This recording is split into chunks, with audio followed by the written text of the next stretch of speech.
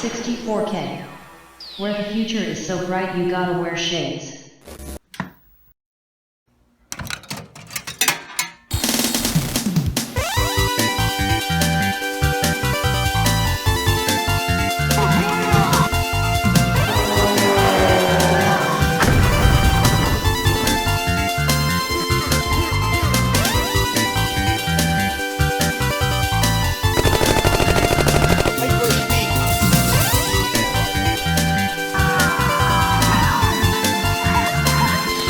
Welcome to Player One Memories, a nostalgic look back at the classic days of arcade gaming. 1982 saw the birth of one of my favorite video game companies, Electronic Arts. With hit after hit on the old 8 and 16 bits, it's a shame all they've been doing for the last couple decades is release the same game over and over and over and over and over and over.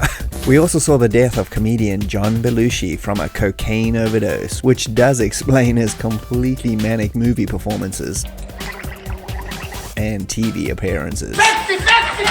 Rest in peace, you crazy maniac.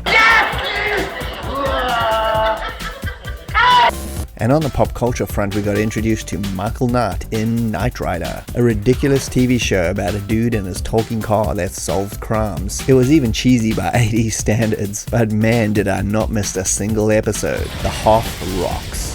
Permit denied.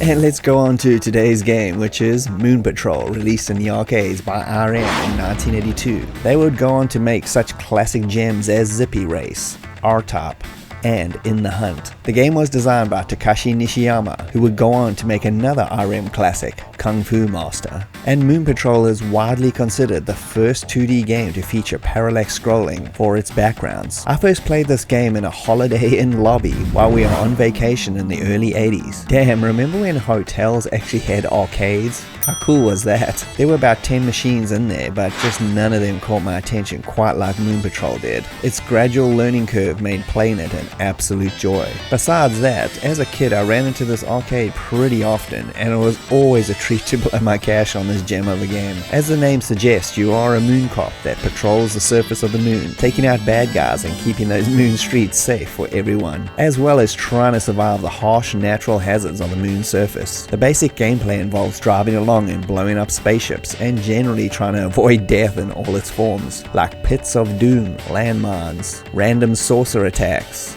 avalanches, rock outcroppings of death until you get to the next checkpoint, where they'll attempt to throw even more stuff to kill you even quicker. You start off on the beginner's course, and if you make it through that, you'll go on to the championship course, which is a death fest filled with tanks, dodgy land speeders, and all other manner of murder. The graphics are really impressive for an 82 venture, as is the brilliant use of parallax scrolling in the backgrounds, with excellent animation and the physics of the buggy itself. Music is a real treat too, and even though it actually really only has one track, it's great and is a completely unforgettable tune. And like I said earlier, what I like the most about Moon Patrol is its accessibility and its slow ramping up of the difficulty. I mean, those arcades were simply made to steal your money. The cheaper and more difficult, and damn, there were a lot of those, the faster they made back their cash. But Moon Patrol ramped up nice and slow and actually gave you a chance to learn and enjoy the game before corpsing you in the championship course. The game turned out to be extremely popular and became one of the top 5 grossing arcades in 1982.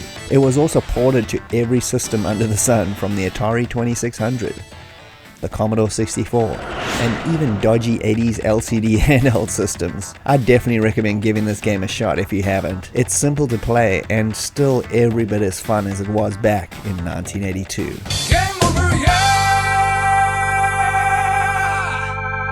And thanks for joining me, Bastish B, at 64K. If you can like and subscribe, that would be greatly appreciated, and I'll see you next time. Cheers.